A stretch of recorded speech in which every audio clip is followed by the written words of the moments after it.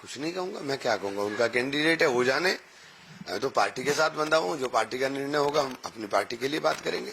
पर मलिकम टेगोर ने इसी पर एक ट्वीट किया है कि एक और आरएसएस का आदमी जो है वो एक ऐसी पोस्ट पर पहले प्रधानमंत्री, अब वाइस प्रेसिडेंट कैंडिडेट भी आरएसएस। तो आरएसएस तो पूरा का पूरा प्रधानमंत्री जी ने उसका महिमा मंडन कर तो दिया।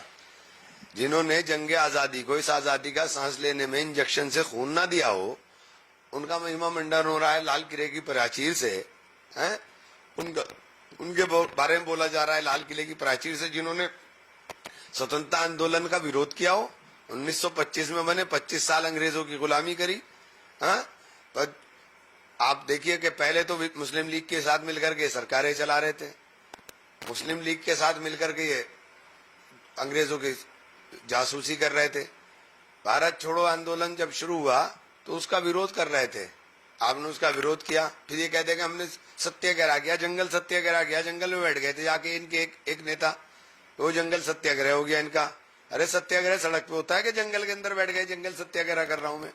फिर उसके बाद 1945 में इन्होंने ब्रिटिश आर्मी के अंदर भर्ती शुरू करा दी, आजाद हिंद फौज सुभाष चंद्र बोस के साथ लड़ने के लिए। अच्छा, 1948 में महात्मा गांधी की हत्या करा दी।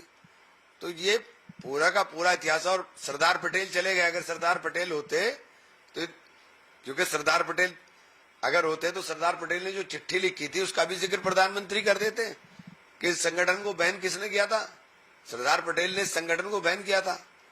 उसके बाद पंडित जवाहरलाल नेहरू बड़े दिल के आदमी थे, सबको साथ लेके चलना उनके मिजाज के अंदर था। उन्होंने इनको माफ करा था कि चलो भाई ठीक है, आओ चलो सब लोग मिलकर के।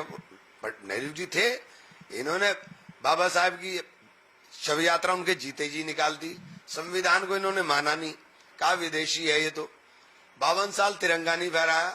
तो ये इनकी महिमा मंडन होगा।